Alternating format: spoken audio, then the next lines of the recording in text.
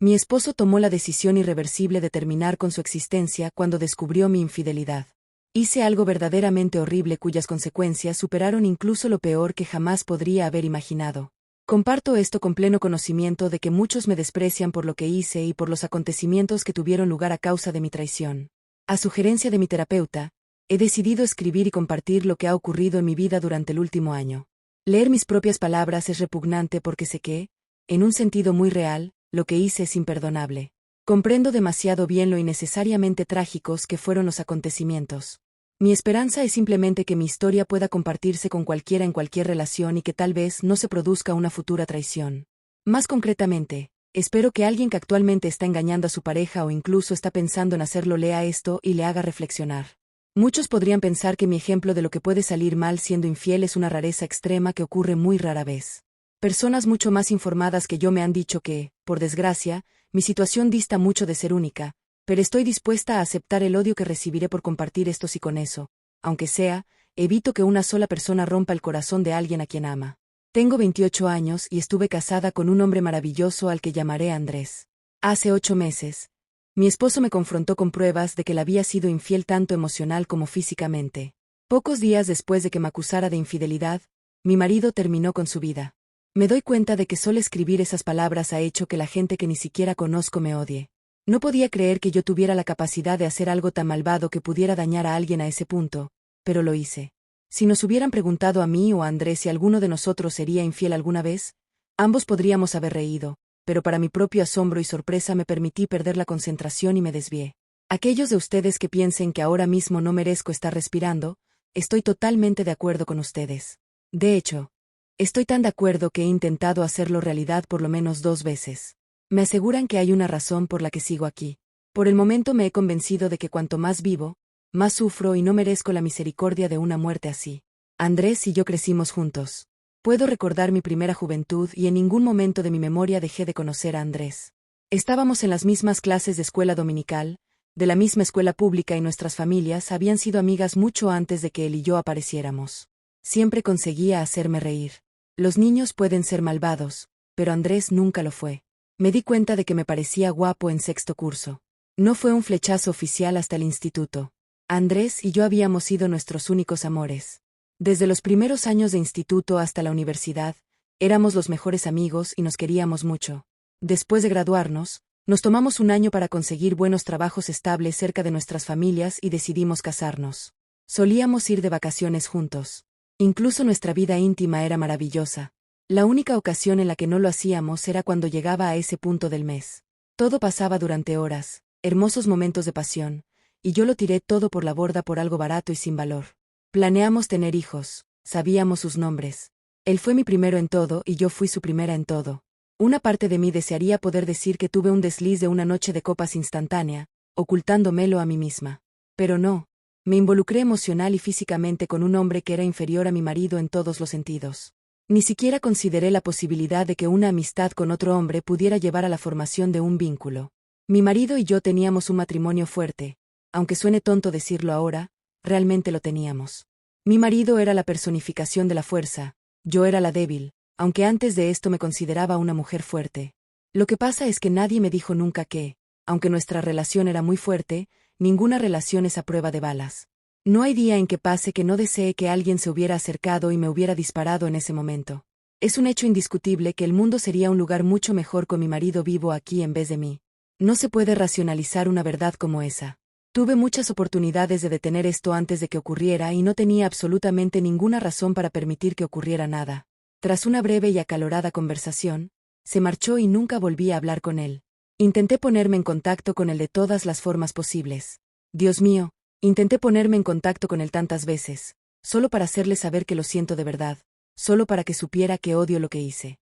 Mis mensajes de texto a él nunca mostraron nada más que un estado no leído para mí, así que dudo que leyera algún correo electrónico o escuchara algún mensaje de voz, pero todos decían que necesitaba darle espacio y tiempo para pensar. 2 noches después de que Andrés se enfrentara a mí, a las 3:17 de la madrugada, llamaron a la puerta principal. Encendí las luces. Al principio pensé que podría ser alguien en estado de embriaguez que quería maldecirme o algo peor. Entonces llamaron a la puerta y me puse mi sudadera con capucha antes de dirigirme a ella. Cuando abrí la puerta y vi a 2 policías, lo supe. Podrían haber estado allí por muchas cosas, pero supe al instante por qué estaban ahí. Sus palabras diciéndome que habían encontrado a mi marido debido a un aparente acto desesperado me destrozaron. Caí de rodillas y lancé un grito de agonía. Me rasgué la piel y el pelo mientras la policía intentaba calmarme. Cuando llegaron los paramédicos, estaba sentada en los escalones meciéndome de un lado a otro y repitiendo lo mucho que lo sentía. No había forma de que fuera al funeral, aunque la familia de Andrés me hubiera permitido ir con alguno de los míos. Lo primero que quise hacer al salir fue visitar la tumba de Andrés, pero nadie sabía dónde lo habían enterrado. Sus padres tenían todo el derecho, pero eso me hirió profundamente e intenté contactar con ellos. Esa noche fue la primera vez que intenté terminar con mi vida. Ahora he sido hospitalizada 2 veces por intentos de acabar conmigo. No pido compasión, de hecho no la quiero. Nada puede quitarme este dolor y nada puede hacer que siquiera se adormezca. Una parte de mí desearía haberle obligado de alguna manera a verme solo un momento para decirle cuánto lo siento y que sabía que nuestro matrimonio había terminado, pero no lo merecía, no lo merecía. Y tengo que afrontar el hecho de que lo que hice fue tan vil que si mi marido se hubiera enterado antes, tal vez habría terminado con su vida mucho antes. Mucha gente me ha dicho que mis acciones fueron las que le llevaron a eso. La verdad, no tengo ninguna duda de eso. Hasta ese horrible día habíamos sido increíblemente felices los dos. No dejó ninguna nota para decirnos si había sido yo la causa, pero todos sabemos que fue así. Nos encantaba pasar casi cada momento juntos. Pasar de esa dicha a este dolor en tan poco tiempo acabó con él. Yo acabé con él. Mis palabras, acciones y pensamientos nos traicionaron a ambos. El arrepentimiento, lamentablemente, no te mata. Si lo hiciera, yo habría muerto mucho antes de que mi marido se enfrentase a mí. Cuando pasó la cuarentena, Andrés y yo pasamos juntos. Tuve la suerte de dar clases en un colegio privado bastante exclusivo. Los benefactores nos aseguraron que nos pagarían el sueldo mientras persistiera la necesidad de aislamiento. Andrés trabajaba desde casa y avanzaba en los proyectos que le encargaban. Todo el mundo estaba preocupado y asustado, pero nos teníamos el uno al otro y disfrutábamos mucho. Aprovechábamos para ver películas en la cama, nos dábamos de comer, jugábamos como 2 niños pequeños. Mi marido y yo nos unimos más que nunca en unas semanas y nuestro vínculo era muy fuerte. Bromeamos sobre cómo tanta gente odiaba tener que pasar tiempo con su familia, o Dios no lo quiera, con su mujer o marido. Sencillamente no nos cansábamos. Tuvimos que acordar limitar las relaciones a una vez al día aproximadamente. Nuestra única discusión en toda la cuarentena fue por tener que lavar la ropa solo para poner las sábanas limpias en la cama una vez más. Y engañé a ese hombre. Lo que llevó a que saliera de esta vida debido a mis malas acciones. Un hombre con el que tenía un vínculo tan estrecho. Fui una idiota en muchos sentidos. Para mí era imposible pensar que alguna tentación fuera suficiente para desviarme de mi idiotez. Me odio de muchas maneras y por muchas razones, pero saber que lo tenía todo es la píldora más difícil de tragar. Mi aventura fue atípica para la mayoría en muchos aspectos. Algunos aspectos de la relación y traición fueron ligeramente menos viles, otros fueron más fríos e incluso más malvados. Llamaré Carlos al hombre con el que tuve la aventura. Lo conocí en las reuniones de grupo por videollamada durante la pandemia. Me pareció descarado y engreído sin ninguna razón válida para actuar así. Era el entrenador del colegio y recuerdo que en esas reuniones me alegré de que, como profesora de inglés, tuviera que interactuar muy poco con él. La primera vez que nos vimos cara a cara, nos dimos la mano y charlamos un poco. Había cero atracción, al menos de mi parte hacia él, pero no percibí ninguna atención lujuriosa de él hacia mí. Durante esa presentación me enteré de que estaba comprometido. Yo le dije que estaba felizmente casada con un hombre al que adoraba. No había ninguna tensión, nada que insinuara siquiera que pudiera ser una posibilidad. La escuela empezó a permitir que la mitad del personal de todas las áreas y la mitad de los alumnos asistieran a clases. Mientras tanto los demás tendrían que seguir en las reuniones virtuales. A la semana siguiente, la otra mitad asistiría y así sucesivamente. Se suponía que eso ayudaría a reducir el distanciamiento social y la sensación de aislamiento del estudiante. Mientras almorzaba un día, antes de que empezara mi siguiente clase, recibí un correo electrónico de Carlos. Había escrito algunos brindis y chistes para su próxima boda y quería que editara lo que había escrito. Estaba acostumbrada a que me enviaran escritos para editar, así que aquello no era nada que me pareciera lo bastante importante como para contárselo a Andrés. Unido al hecho de que todo se refería a la boda de Carlos, no vi razón alguna para darle a mi marido un detalle aburrido sobre ese día. El correo contenía un brindis para sus padres y los padres de la novia. Tomé lo que había hecho y añadí algunas frases para tocar fibras sensibles a los asistentes. Los chistes dirigidos a su hermano, el padrino, eran absolutamente hilarantes pero un poco vulgares para mi gusto en una boda. Se lo dije cuando le devolví sus discursos editados. Él se rió y me dijo que yo no conocía a su familia y que gastar bromas era una tradición familiar. Ese intercambio de correos electrónicos dio comienzo a varios meses de correspondencia, pero por difícil que parezca, hasta el final no hubo nada inapropiado. Ni una sola vez hubo algo de coqueteo o nada, bueno, si hablamos de eso, pero desde un punto de vista puramente científico y psicológico, nuestras charlas eran regularmente inocentes y disfruté de nuestra correspondencia porque estaba segura de que no había tentaciones por ninguna de las partes. Hablamos de raza, política, religión, ciencia, deportes, de todo lo que la gente no se atreve a discutir porque tiene opiniones diferentes. Algunas discusiones llegaron a ser acaloradas. Más de una vez me llamaron mojigata por mis opiniones sobre el sexo y le demostré que estaba equivocado, pero ojalá hubiera tenido razón. Durante mucho tiempo, todo ocurrió durante las horas de mi trabajo. Mi marido y yo teníamos un teléfono fijo para emergencias, pero en cuanto entrábamos por la puerta de la casa, nuestros teléfonos inteligentes se apagaban. Carlos ni siquiera tenía mi número para enviarme mensajes de texto hasta que le envié un correo electrónico con una broma al final del día. Me pidió mi número para refutar lo que había enviado. Docenas de los otros compañeros de trabajo tenían mi correo electrónico y no pensé en nada de eso. En serio.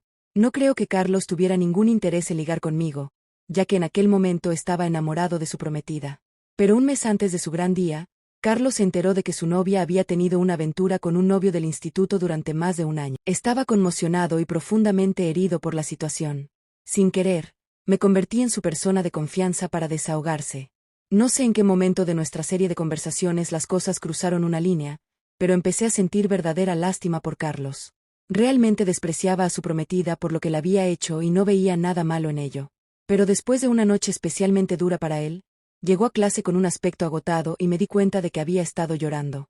Le di un abrazo y hablé un poco con él. Me preguntó si podía quedarme después de clases para hablar.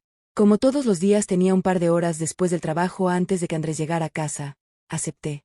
En retrospectiva, ahora me doy cuenta de lo que me atraía de mis conversaciones con Carlos. Era una opinión diferente.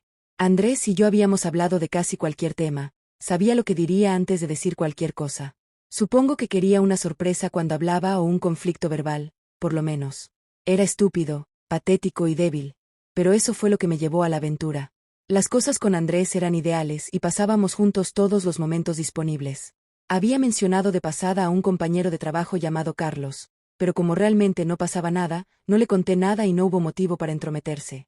Cuando Carlos comenzó a salir con una nueva mujer, no sentí celos y sinceramente solo me alegré por él.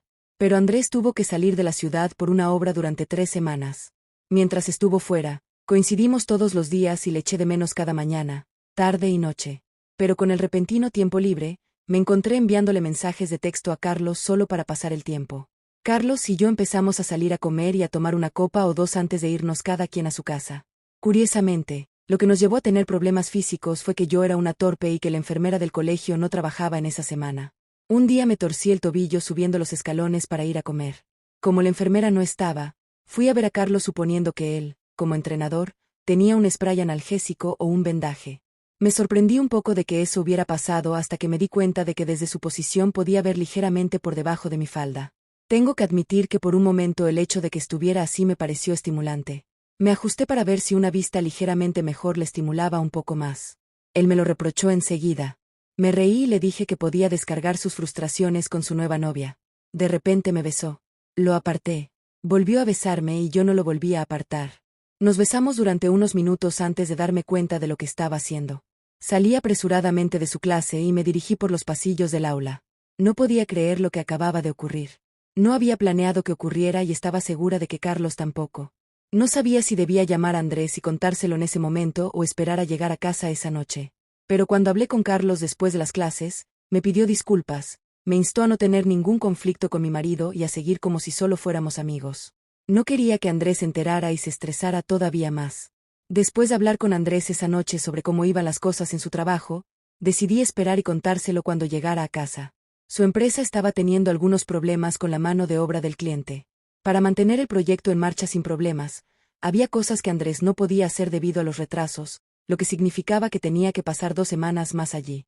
Carlos estaba allí para hablar de lo que estaba pasando entre nosotros. No podía contárselo a ninguna de mis amigas. No podía confiar en ningún miembro de mi familia, ya que todos querían a Andrés con toda la razón del mundo. Supongo que si lo hubiera sabido, La mejor opción habría sido hablar con desconocidos en ese momento, pero la persona con la que me estaba desahogando era la última con la que debía haberlo hecho. Un viernes después del trabajo, Carlos y yo fuimos a cenar a un restaurante nuevo cerca de la escuela. Nos sentamos en la barra y tomamos algunas copas mientras yo le explicaba lo intranquila que me sentía al saber que tenía que contarle a mi marido lo que había pasado. Me preguntó cómo creía que Andrés reaccionaría a la noticia y le dije a Carlos que tal vez querría llamar para decir que estaba enfermo al día siguiente de contárselo, solo por si acaso. Me preguntó seriamente si Andrés le daría una paliza.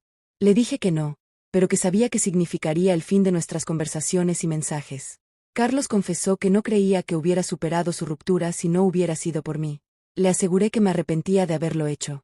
Cuando nos dimos cuenta de que nuestra amistad iba a terminar, creo que los dos estábamos un poco deprimidos. Yo bebí demasiado, él bebió demasiado y acabé de vuelta en el departamento de Carlos haciendo mucho más que besarnos. En cuanto terminó, mi conciencia se puso en marcha. Sí, debía haberlo hecho mucho antes, pero sabía sin lugar a dudas que mi matrimonio había terminado. Andrés y yo habíamos dicho que la sociedad había dado demasiadas oportunidades a gente que no las merecía.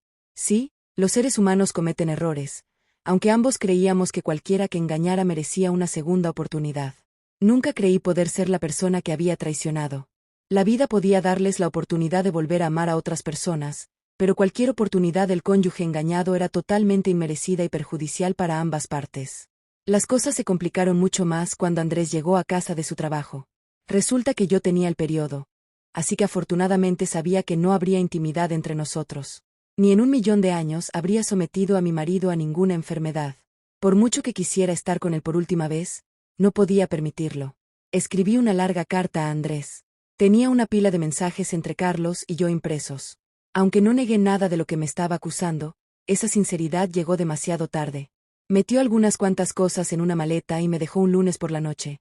El miércoles por la noche condujo hasta un centro comercial, aparcó el coche y ahí fue donde todo ocurrió. Saber que había destruido nuestra relación fue una tortura para mi alma como nunca había conocido. Saber que incluso le había robado la oportunidad de encontrar a otra persona con la que ser feliz me arruinó. Darme cuenta de que no solo había acabado con mi relación con Andrés, sino con todas las relaciones que jamás había tenido o tendría, me causó una culpa que jamás podría expresar. Podría contar todas las cosas que han pasado desde que Andrés falleció, pero muchas de ellas serían detalles que a demasiados no les importarían. Basta con decir que su familia me odia y a mí también. Mi familia está disgustada por mis acciones y sigue estándolo al día de hoy. Su amor por mí no murió, pero su decepción y vergüenza hacia mí nunca terminarán, y así es como debe ser. Los resultados no fueron lo que yo pretendía, pero cuando se toman decisiones a causa del dolor y el sufrimiento, seguimos siendo culpables de causar ese dolor. Voy a un terapeuta 2 veces por semana para tratar de superar las cosas. Mi terapeuta me presentó a una persona que me está ayudando de verdad a ordenar mis sentimientos. Hace años provocó intencionalmente un pequeño incendio para hacer saltar las alarmas y asustar a su exnovio y a la chica con la que empezaba a salir. El fuego se propagó rápidamente y lo que pretendía ser una broma provocó que varias personas perdieran la vida. Ella y yo hemos hablado de muchas cosas sobre su historia y la mía. Las cosas nunca volverían a ser como antes ni deberían serlo, pero si quiero seguir viviendo, necesito un plan para que lo que me queda de vida tenga el mayor sentido posible. Esta es básicamente mi historia. Si alguien quiere enviarme mensajes de odio y decirme lo desgraciada que soy, adelante. No responderé, pero si les ayuda a desahogar la rabia, pues háganlo. Para aquellos que lean esto y hayan sido engañados, sí, muchos de ustedes fueron engañados intencionalmente, pero algunos otros tenían otras razones para hacerlo. Escucha mi historia. Eso no hace que esta cosa esté bien, sino todo lo contrario. Pero si te ayuda a entender que hiciste poco o nada para causar la infidelidad, que así sea. Aquellos infieles impenitentes. Espero que lean mi relato como moraleja y sepan que tienen la capacidad de destruir no solo lo que están construyendo con otra persona, están destruyendo una relación con muchas personas y una gran parte de ustedes mismos. Me doy cuenta de que no puedo sermonear ni juzgar a nadie excepto a mí misma. Simplemente no quiero que nadie encuentre a su Andrés y lo pierda. Como seres humanos, no somos inmunes a dejarnos influir por las condiciones y los acontecimientos equivocados. Cuando amamos a alguien, llevamos una parte de su alma con nosotros. Una sola traición hace imposible que esa persona pueda volver a albergar ese pedazo de ti. Tuve el corazón de mi marido en mis manos y ahora merezco el hecho de que nunca volveré a tener su corazón ni el de él volverá a tenerme a mí. Esta vida ya tiene demasiado dolor sin dañar a los que amamos, y el amor es demasiado precioso para arriesgarlo todo.